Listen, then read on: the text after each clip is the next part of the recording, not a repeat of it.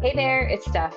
Welcome to the Stef Fox podcast. Hello, everybody. Welcome to the Stef Fox podcast. I am Steph, and I am so excited to be here with Dr. Leon Alexander. And so, gosh, we were just kicking off the conversation. I was saying I haven't seen you in a while.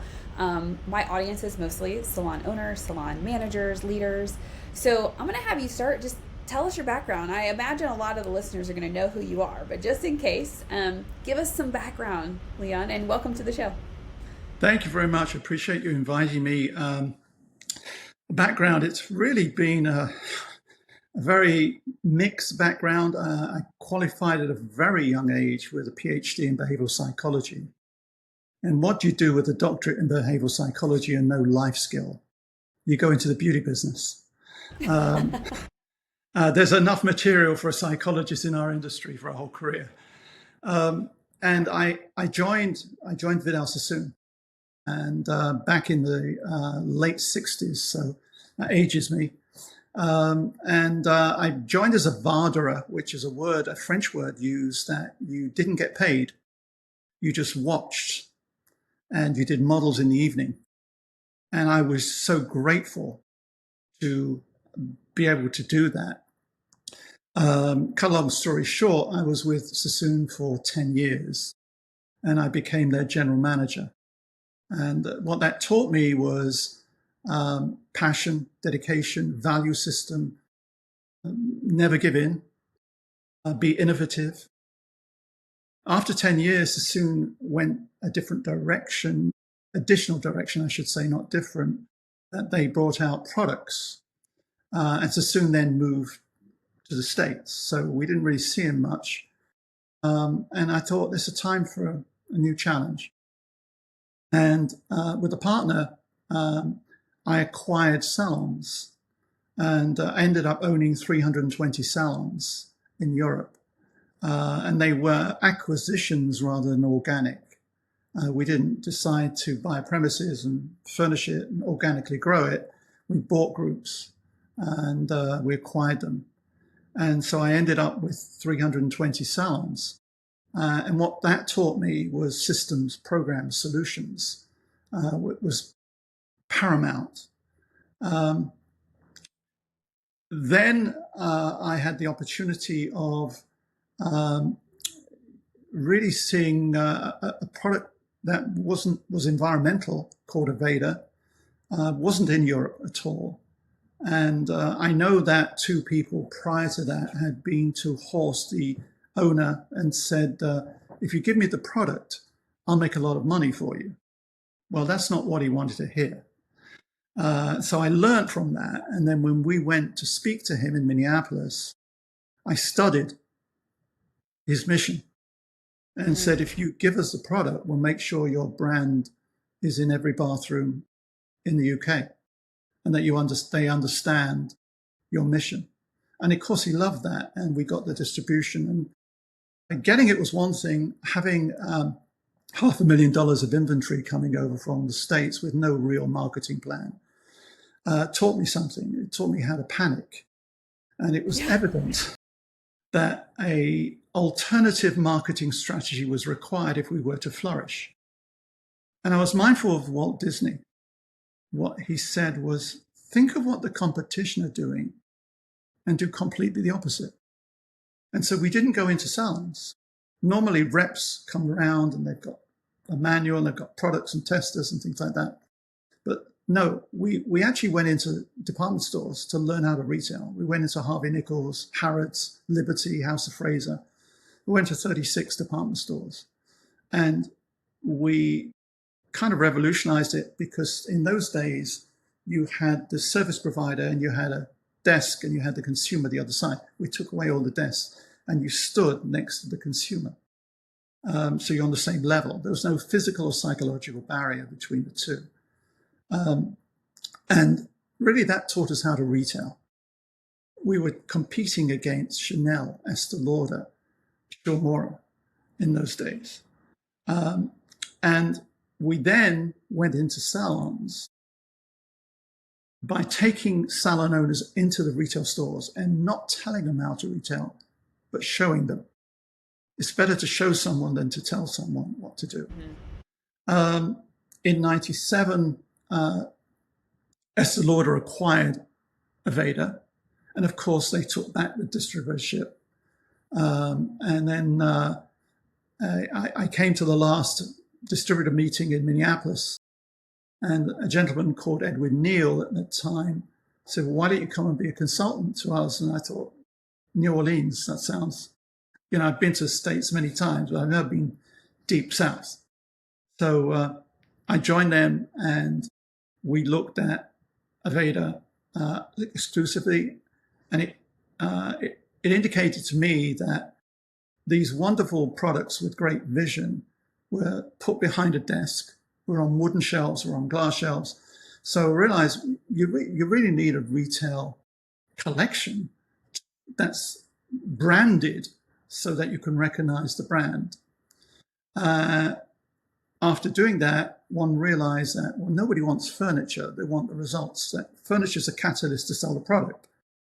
So putting together things like shelf talkers, graphics, space planning, lighting, all that kind of thing. So you're subliminally in a buying environment.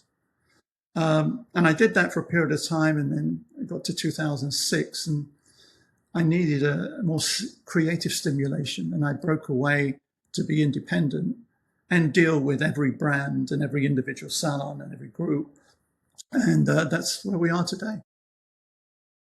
So I've known you for a long time, and I didn't know some of that story. So that is so fun to hear.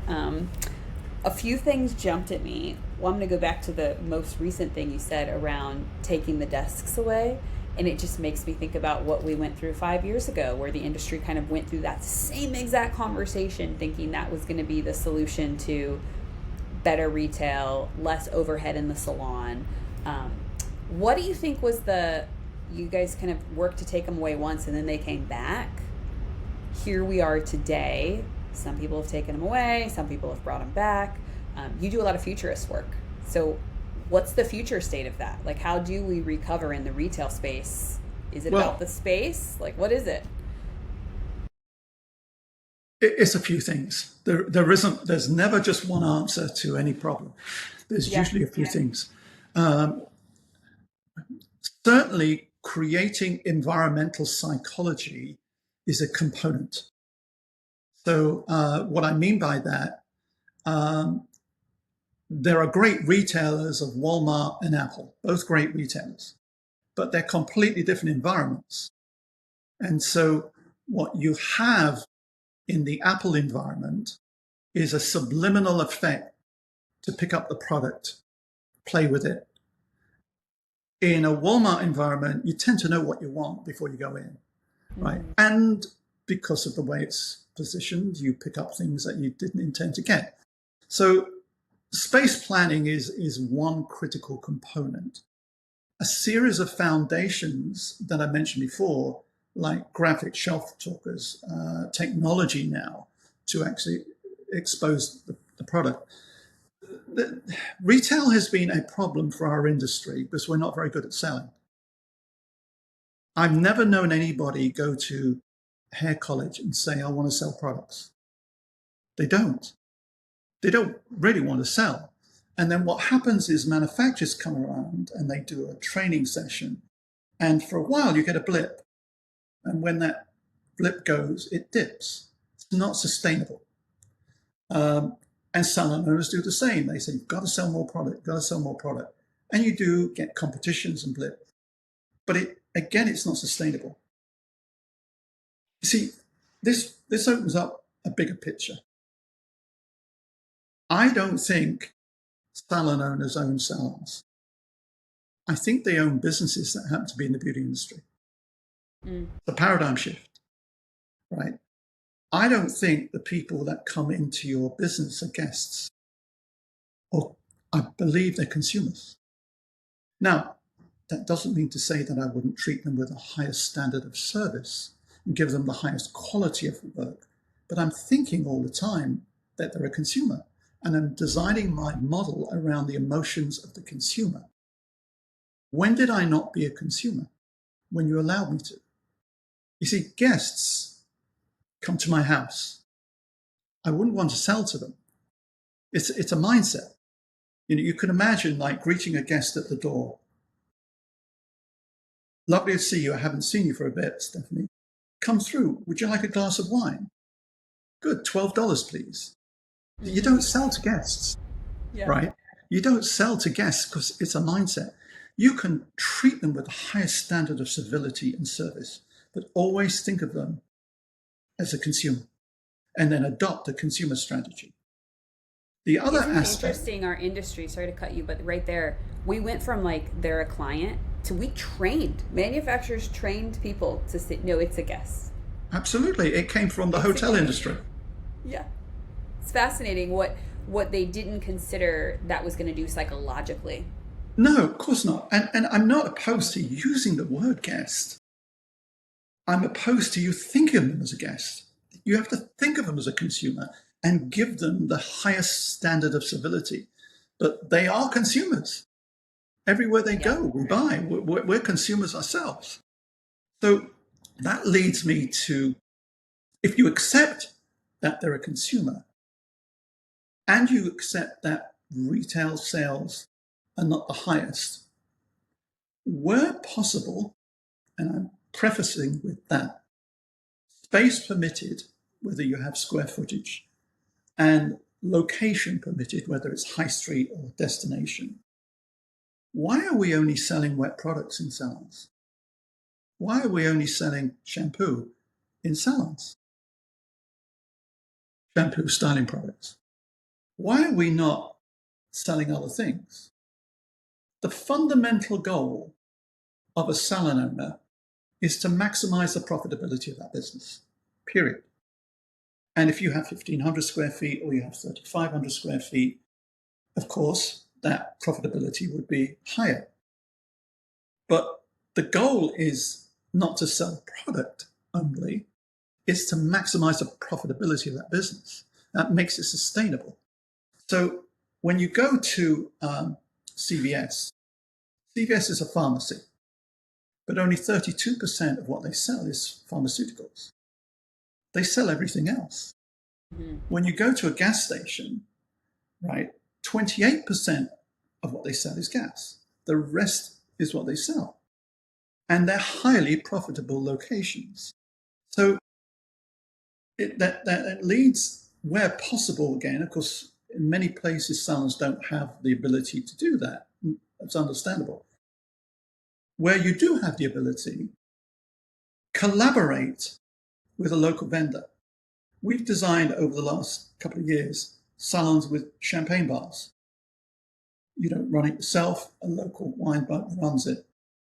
Higher average ticket, they stay longer. It's a more personalized experience. We've done espresso bars in salons. They're just selling the coffee with a local coffee person. We've done additional retail other than hair products that might be concessioned in. So, where possible, if you're opening up a new location, it's much easier because your strategic blueprint is formulated around a different model than a hair salon. I think a challenge we face in that, though, is the capacity of the owner. We see, of course, like in most salons, traditionally they're selling either just hair services or hair and skin or hair and skin and nails, and then they have a product. And we tend to see owners who are working full-time in their trade as well as operating a business, and they have multiple funnels of revenue, and they don't really maximize any of those funnels well. They don't maximize driving new guest transactions for the service side or helping train the team to, close a retail sale experience.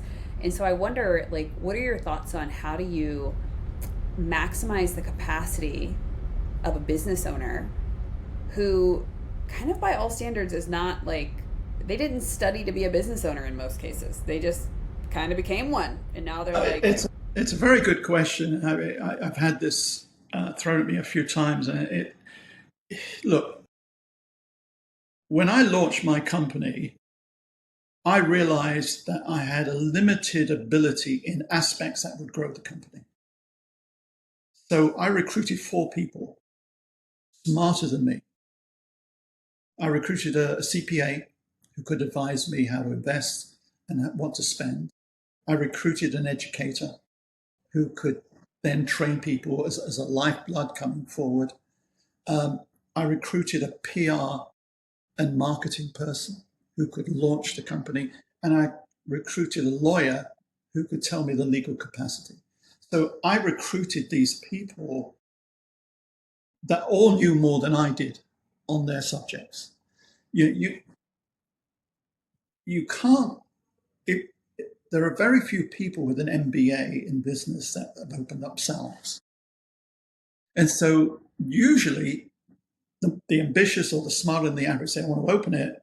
And then they realize, oh, there's more problems than that. The problems come. And I know, and you know, some of the best salons in this country are not highly profitable. Mm-hmm. Most. They're not. They're not. They make a little profit from a lot of hard work. They break even or they're making a loss. So how do we kind of change that? To me, it's time for a new business model. It's time for a model that's consumer-centric and profit-centric. Rather than being, that doesn't take away anything to do with the highest quality of artistry about hair. It doesn't take away anything about giving the level of service you want. But the fundamental thing is to create a strategic blueprint around the consumer and profitability. And every business I start, I have this one piece of paper that's a strategic blueprint. And I look at what's my vision? What's my mission? What is my purpose? What is my sustainable competitive advantage? So we looked at the beginning in learning how to retail by going into retail stores. It's sustainable competitive advantage. No one else is doing that. So then I look at what are my resources?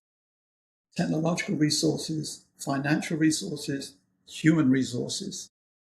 And then I look at, okay, so what are my initiatives? What is it I want to do, right, over what period of time? And you might have 3 different initiatives. And then the last one before the end is the strategies. How do I implement my initiatives in strategies? And finally, what are my key measurements? How do I measure whether I achieve success? Everything I do is on this one piece of paper called a strategic blueprint. And I'm looking at it differently. I'm looking at it alternatively. I'm not trying to emulate what's been done. I'm trying to create something that is innovative, that the consumer will want, because if it could be creative and nobody wants it, it's not very good. But it's a strategic blueprint for salon success, and you have to have a sustainable competitive advantage. It's a smarter roadmap, basically. Yeah. So it makes me think a lot about the majority of salon owners today that own and operate businesses, as you stated, are low profit. So they don't have a lot of savings because they've never really had a lot of profit, right? So they're kind of operating in a scarcity mindset. They are in fear of the way their teams kind of control the space and the outcomes of the business. They're investing heavily in trying to continue to navigate on evolving marketing trends and being in a digital space and, brands, direct to consumer, like all the things. So what would you tell a salon owner who's listening to this and thinking, the model I have isn't working? It leaves me stressed, it leaves me burnout, it leaves me cash strapped, like all that's true, right? You and I talk to owners every day that would express that sentiment, but I think they don't know what the first step is. Or you can't always plan every step. Like you, I like a good strategy. I like to see the vision, but what's the first step, and how do you kind of start to prepare for that sort of thinking and growth when it's going to take capital? And not all of them have capital. So how do you plan for that? Sounds like you've started a lot of businesses in your life and thought innovatively about probably seeking what does it look like to grow and expand. So how do they start? How do they think about the money? Well, this is an individual, when you go to the doctor, he doesn't tell you you should take this. He asks you questions, right? He asks you questions that get a diagnosis, and then he can create a prognosis from the diagnosis and said you should do this, this, and that. So there has to be a mentor that they respect. There isn't a simple answer for everyone because everyone has a different that. But the first question I would ask is, what is your vision? I can't give you a vision because then it's my vision, right? So that getting into a realm now where there's logic and there's lateral. You have a room here. What could you do in that room? I'd ask. Well, I could put pedicure. That's a good idea. What else could you do? Well, I could put manicure. So logic is the logical answer. Lateral gives you multiple choices to that same challenge. It's my dog, if you can hear him in the background. Or you could choose something that gave you the highest profitability. Maybe make it into a color room. But you've got to have a vision. If you've opened your own salon without a vision, you're going to struggle. You have to say, okay, where is it I'm going to? Where is it? Anything in life. You can't stumble through life and you can't stumble through business. It may sound hard, but sometimes that's important that you just don't agree with people just because that, I always ask people a few things. Like I would say to you, do you mind if I ask you a few questions about your business? Well, you're going to say yes, right? How do you recruit new staff? Well, it's tough. Well, we all know it's tough getting quality employees anywhere. How do you make sure your existing customers don't go anywhere else? How do you attract new customers? What is your vision for getting your retail sales up this year? What's your vision for increasing your average ticket? Maybe just 5 or 6 questions. Sure. That then gets them to think, well, I really don't have a great vision. And I thank them. I thank them for giving me so that I clearly understand what you've said. How you get new customers is you advertise. That's not always very effective. It's difficult to get new employees, etc.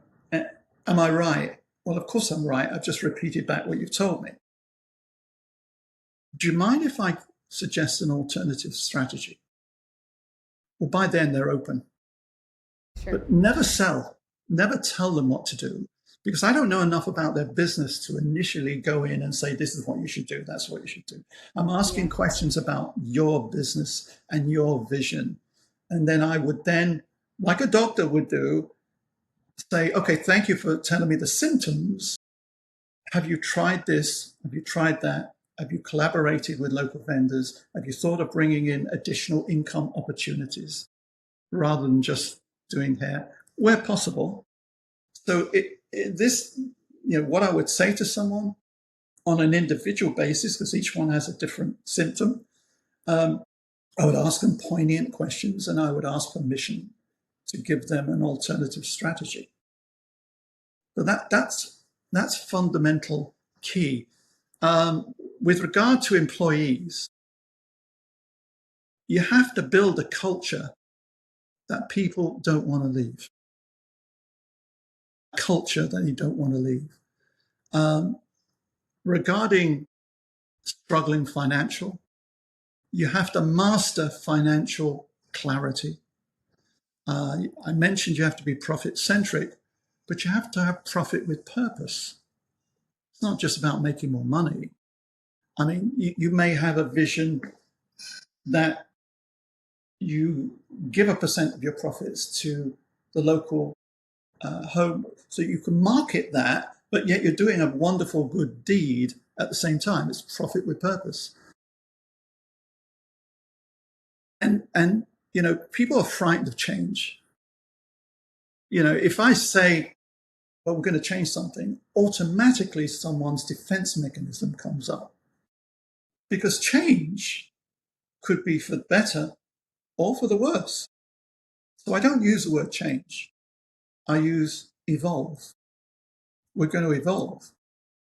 You can't evolve down. You can only evolve up. So change isn't the enemy. It's the invitation. That's fundamentally the goal. And you can't think as you did last year. You can't build the future with legacy thinking. Yeah. One of the questions I ask my clients, or when we start to talk about challenges, because that's where people naturally talk about what's not working, and I like to ask them, what are the lessons they've learned in that? Is like what you just said, like you cannot solve problems with legacy thinking. I find a lot of owners have not gotten out of the pain they feel. They're so busy focusing on the pain and feeling reactionary that they're not thinking about, well, what did I learn from this that lets me set this up differently in the future? And a few on my end. I mean, I remember when I was a salon owner 3 years in, I had this like dumbfounding moment where I went, oh my gosh, I opened a business where when my staff leaves, so do my clients. And that means my revenue drops. And how in the world did I miss this when I decided to start this business? Like, where was the miss, right? I found myself frustrated if I had lost talent. And I'm like, this is the lesson. Like, this is the business model you chose. So what's the problem you have to solve, right? To your point, I better make it a place that people don't want to leave. And second to that, I better be really good at getting people here. So I became laser focused on those two things because I asked myself about the lesson. And another lesson that I asked myself about was researching a business model before I went into the business. So we know in beauty that a lot of people start in this industry because they're passionate artists and or they just love serving people. They're like, oh, I just love the feel good of this. But I know I didn't. And I feel like I have a lot of conversations that confirm most people never did. Actually say, maybe I should sit and talk to a few salon owners and see if they'll show me what their P&L looks like and help me understand what doesn't work and where there's breaks in the model. Because suddenly you find yourself opening this business that has high emotional labor costs, high expense, low profit, tough cash flow. And then you find yourself like, how did I not know that this was the business? And I come from a family of entrepreneurs and I still opened a business without that foresight. So it was into the business that I went, oh my gosh, what did I miss here? Actually, I was with Van Council yesterday and we were having a dinner at a sushi restaurant and we had this exact conversation. He said, yeah, my buddy that owns this sushi restaurant, talking to me about how much he profits. And it was, it's something stupid, 60% profitability. And we get into well, what is the thing inside of this business that earns him that, right? And it's his alcohol sales, right? It's not the food, it's the alcohol. And Van and I were just saying yeah, wow. For the same revenue levels and then profit margins, labor is attached to the consumer. I mean, why don't we think of these things? But then once we have this awareness and we learn these lessons, we have choices to make. Do we stay in this kind of business? Do we evolve, to your point, the way we do this business so that we make the margins look better and hopefully then we feel better? I look for the lesson. What did this pain teach me? Well, it's a mindset, though, isn't it? I mean, Yeah. The mindset of our industry is there's a lot of creative, talented people in our industry. It's a wonderful industry because you get to touch people, you get to communicate with people, but we don't take that creativity into the business side. You have to have the same creativity that you put within the hair side into the business side. How do we be more creative with the business? How do we actually not look at it with limitations that we cut and color hair and we sell products? Because what's your point of difference? What is your point of difference to every other salon that thinks they give great hair and great service? When I ask salons, what is your point of difference? They say, well, we do fabulous hair and we take care of the customer. Well, everybody thinks they do that, right? Yeah. They don't always do that, but even if you do, the important thing is not your thing. It's from the consumer's perspective. Value is judged from the consumer, not what you think. So there's two things. When you're setting up a new business and when you're in a new business, it's two different things, right? When you're setting up a new business, you have then the opportunity of looking at the business and saying, what is my goal for this business? It's sustainability, high profitability, maybe grow to a second, third, fourth, and grow. But it could be a whole bunch of things. When you're in the business and you've not thought of that, as you mentioned, you become, maybe your CPA tells you, but you've got an aha moment that you're working all the hours and you're not seeing great profit.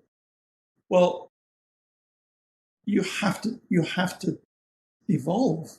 You've got to change, because you've got to step out of that comfort zone and say, well, and do a model that would be additional income opportunity, keep people staying longer.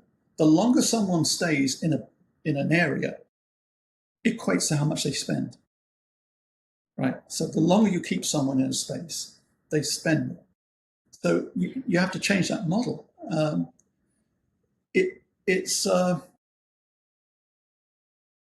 You have to, we talked before the podcast, you have to look outside of the industry, because it's the same consumer that goes into a restaurant, goes into a shop, that comes into a salon.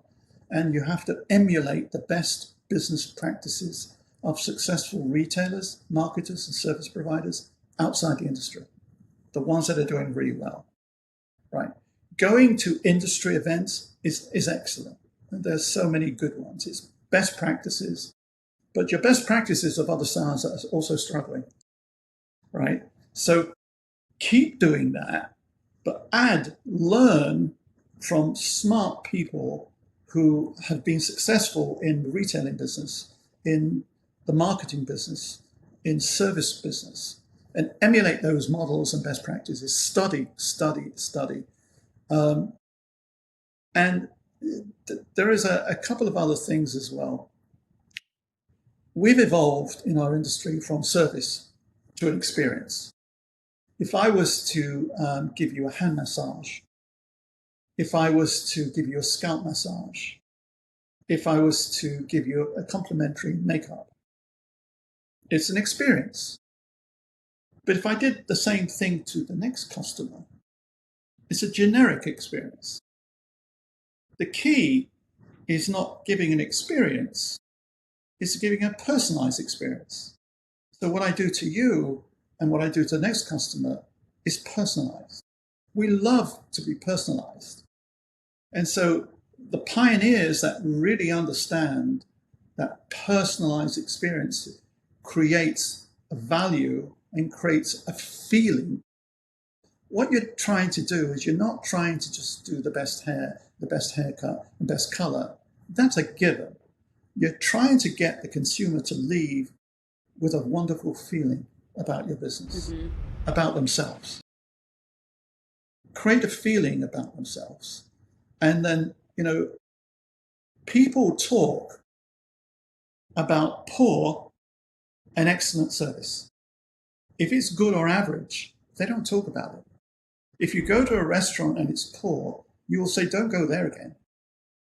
If you go to see a movie and it's excellent, you'll tell people. So you have to make it excellent.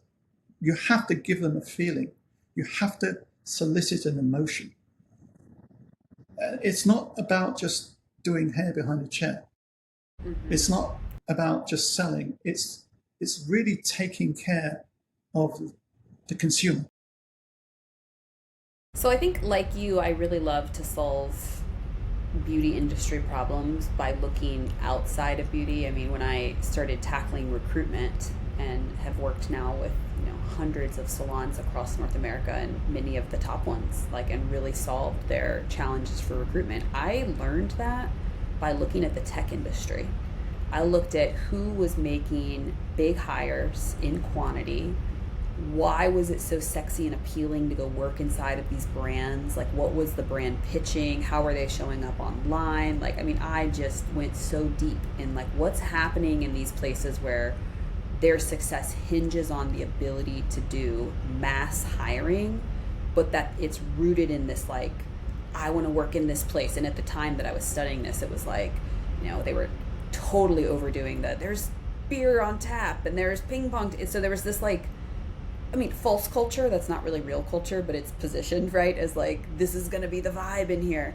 So I was really looking at that, and I took that learning and I said, okay, what does this mean for the way we show up and make a future employee feel a certain way? Because you said something that to this effect earlier. It's I say with talent, you'll hear a salon say, oh, we have the best education. And my response every time is, so does every other salon according to them. Right? It's all the same. So what's the feeling you evoke in the talent that makes them believe, not because you told them, but their whole body responds yeah, that is my place. They do have the best. They are going to fit me so perfectly. I think it's interesting. I was having a conversation with a salon that's a client of mine just 2 weeks ago. We were in New York together, and we were saying, what's the plan for events in 2027 for our personal attendance? What does it look like? Like you, I speak at a lot of events and I attend a lot of events. I think the problem with industry events, yes, we share a lot of best practices, but we share a lot of best practices that aren't based on any new thinking. I heard this on a podcast recently. It really just clicked for me. It's why do we talk about KPIs and, industry standards? They're average. So we have an industry that's aspiring to hit a basic KPI level, which is what we talk a lot about at events in our industry. And that's just average. That's just sure, I'm going to hit what average salons do. And I know the mindset of all of these owners is they don't want to be average and they don't even see themselves as average. But the truth of the math on paper is we're average unless we're exceeding industry benchmarks. And so I think the only way we exceed industry benchmarks is if we look outside of ourselves. We get very, very uncomfortable with what's possible, what's not possible. So when I was talking to this owner, I'm where are we going next year? Because I've got 1 or 2 industry events that I want to attend because I genuinely enjoy the people I see there. But other than that, you're not going to see me in industry events next year. No. I'm going to be in events that are, and I've done this in the past, but next year I feel that for myself. 2026 is booked, so it's it is what it is. But 2027, nope, I got to go somewhere else. Bring it back, but I got to go somewhere else. And I know you've done that. We started our conversation that way, right? You're mentioning you've been teaching at university. Yeah, it's something you said about benchmarks of the industry. What if the benchmarks of the industry are too low? Exactly. What if we should be aiming at higher benchmarks?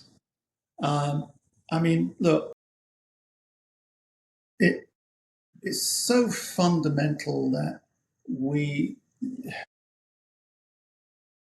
talked about creating a culture that people will want to stay in. The technology industry was one of them in some aspects, some companies. But to me, this kind of sums up how I feel about salon owners is important. I think you should lead with a vision, not a habit. People have habits, they lead with that. I think we need to break from the predictable.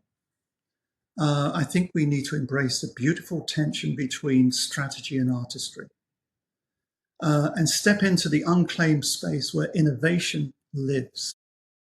Because the future is not something you wait for. It's something you create. Boldly, fearlessly, and with the full force of your vision. To me, that is, you have to inspire yourself, because if I go to someone who inspires me, I leave there feeling inspired. How sustainable is that? You know, You go back and it's a hard crash down. You know, you don't even want to open the notebook right. again. The future's something it's not something you wait for. It's something you create boldly and fearlessly. Something I've been doing lately, like since last February, I started as a personal practice, and then I'm now studying to be certified in this because I think it creates the capacity that is necessary for what you're describing. I started working with a breathwork coach last February, and breathwork is about self-regulation. It's about controlling your nervous system. And oftentimes when we're leading companies, owning companies, being entrepreneurial, we have a lot of things that press on us that create different levels of stress, emotional response. And I believe that it's our skill to get our own selves regulated, our own nervous system, that opens the capacity in our mind to think, this could be different. I could do more. I actually feel like I want to do more, because I engage with so many owners who are just right on like this edge, and I have to say to them, you realize what you're describing is burnout, right? Like that's what you're describing to me. And so I think it's in our talent too. Yeah, you maybe have observed this. We have less kind of hairdresser lovers, like Sassoon kind of vibe in our industry, and we have slowly declined that over the last 20 plus years, where it's like I have mentors that also came from Sassoon, and I mean, this was like life. Hair was life. I mean, they were at work doing hair, they were at home cutting mannequins, like this was life. We don't see that anymore, and it's a capacity issue, right? We have this cognitive overload that's going on from a whole lot of reasons that are too much to get into in our time today, but I've really been working on the capacity piece with the owners, so they have the ability to think, how do I want to feel in my business? Like, what is the vision for it, and how do I want to feel? Because is this what I want to create? Is this the work I want to do? Like, am I willing to put in the time required to get to that strategy and that outcome? Is it in my soul or my spirit? Like, I think we've got to have a little juice up first of like, yes, it can be, but you got to get to a better space personally, because they're just there's a rundown. Like,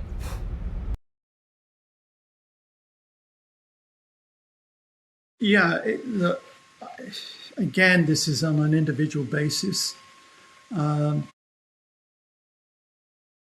You have to kind of,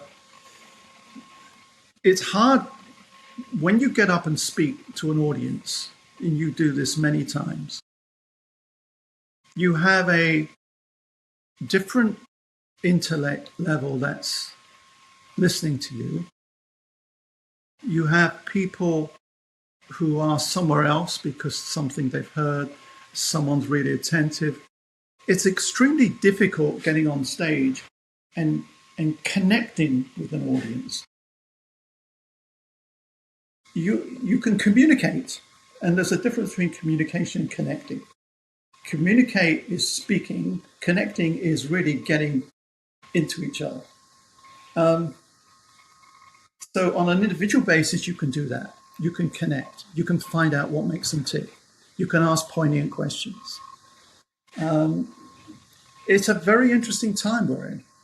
Very interesting time, because the industry follows society, and society is evolving, not all for the good, but it's evolving. But as an individual, I would say this to everybody. This isn't a time for staying in a comfort zone. This is a time for a clear, concise application of a vision that is consumer-centric and profit-centric. The level of your financial success for a salon is determined by the foresight of the business model. The effectiveness of that business model is determined by the quality of the business plan, and the success of the business plan is determined by sheer courage and a total application to implement the plan. It's about value, and any salon that adds significant value to the service and retail they sell has a place in the future. They're pioneers. Currently the industry is in two distinct camps. Those that believe they own or work in a salon, another more enlightened camp, which accepts that society's moved into the digital era. When you marry the two aspects of excellent service and great digital marketing, you've got a business model that has no place for legacy thinking. It's fundamental. It's fundamental. So powerful.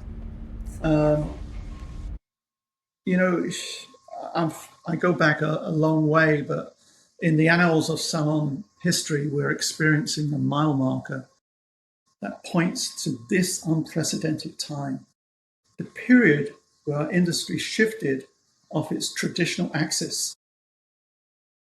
Change will not come if I wait for some other time. I mentioned before, we are the ones we've been waiting for. We are the change we seek. So that's critically important. You need to be a pioneer. You need to actually do things. I